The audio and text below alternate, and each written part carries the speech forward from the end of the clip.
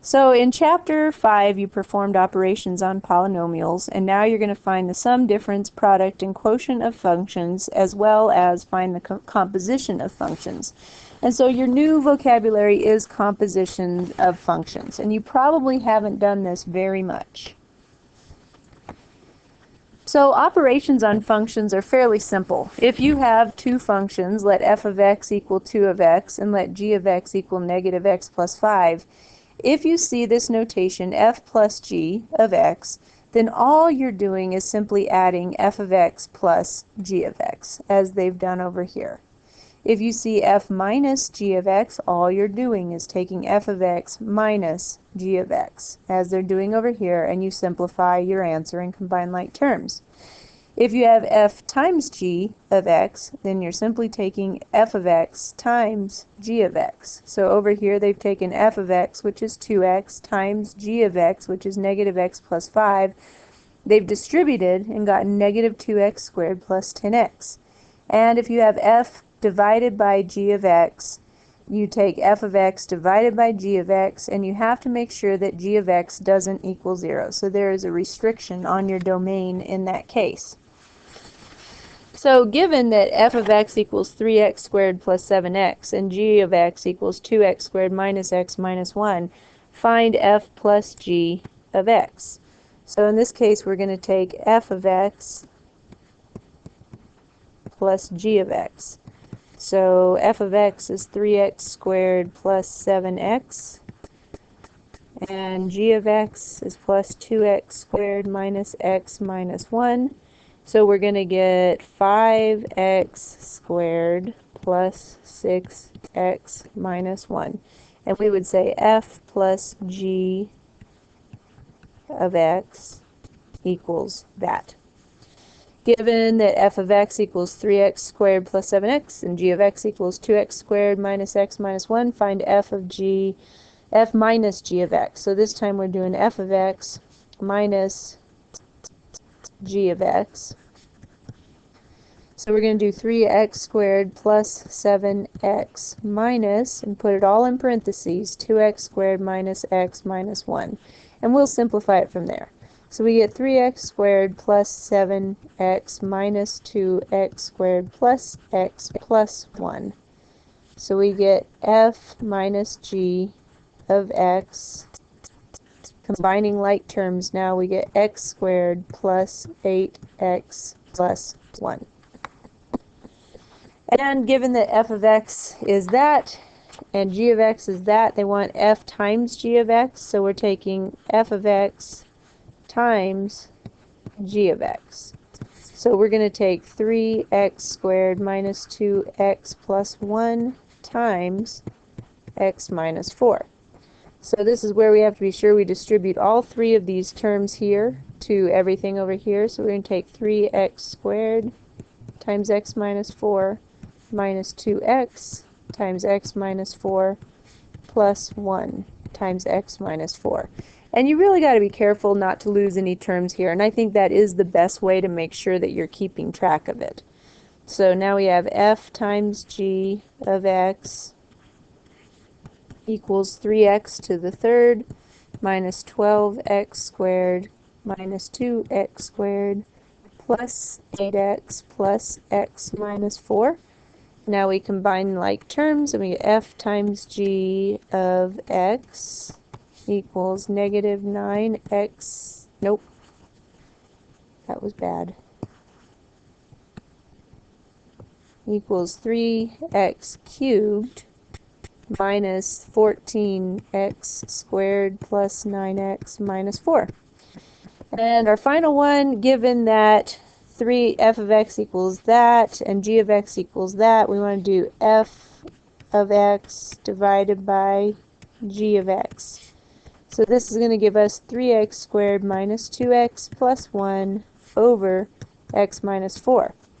Now I would like, oh, and that's it. We wouldn't simplify that anymore. I was about to do synthetic or long division, but we're just going to leave it that way. So composition of functions is slightly more difficult. Suppose f and g are functions such that the range of g is a subset of the domain of f, then the composition function f of g can be described by f of g of x, and it can also be notated f of g of x. And so what we're going to look at is we're plugging this in, is we're going to look at the domain of g, or the x value of g.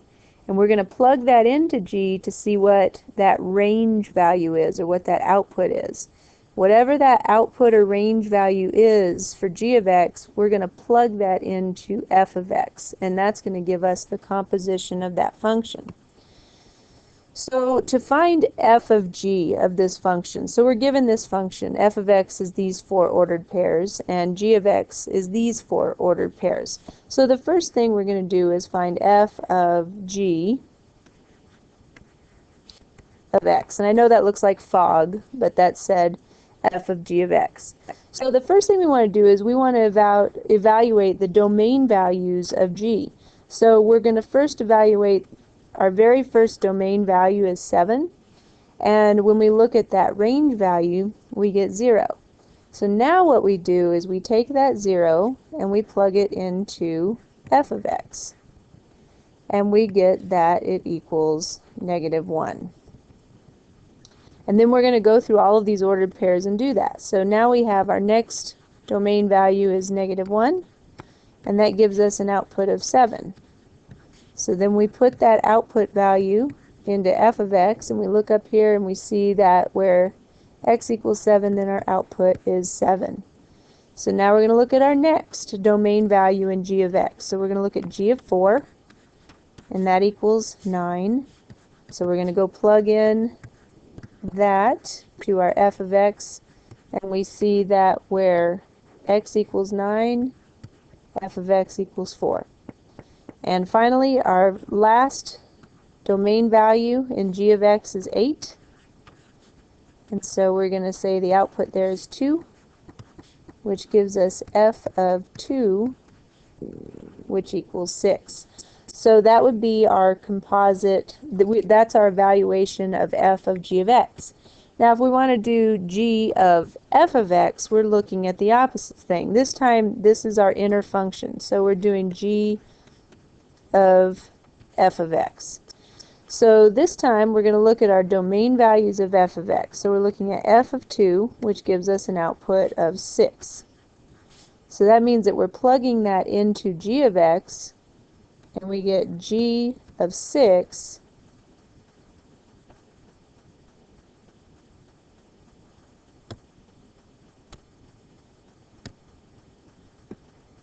sorry for that pause there, I got distracted. When we look at g of 6, we go and we look at our domain values of g, and there's no output for that. So we would say in this case that it is undefined. So moving on, we're now going to look at f of 9, because that's our next domain value in f, and that gives us an output of 4. So now we're going to look at g of 4, and we get that where g of x is 4 has an output of 9. And then we'll do f of 7, which gives us 7 in this ordered pair. So we're going to do g of 7, which is 0. And finally, our last ordered pair is 0, 1, so we're going to look at f of 0, which gives us -1. So we're going to plug that into our domain of g, and we get that the output there is 7.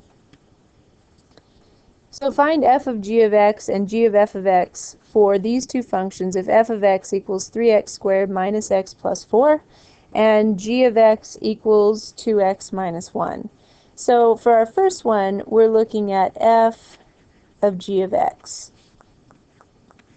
And so what we're basically doing is we're plugging g of x, so we're looking at f of 2x minus 1, because that's what g of x is.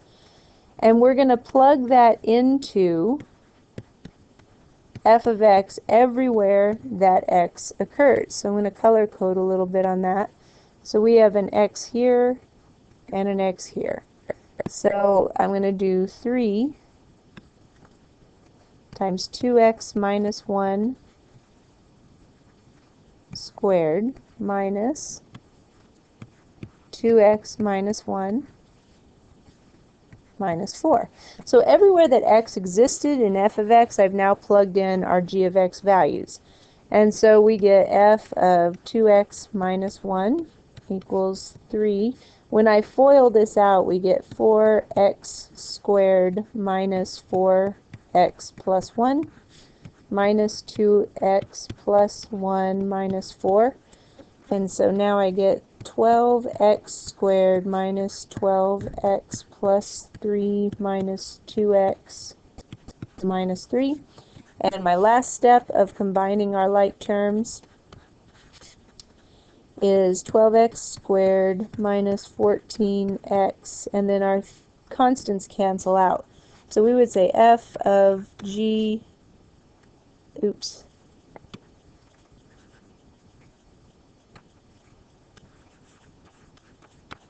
of x equals 12x squared minus 14x.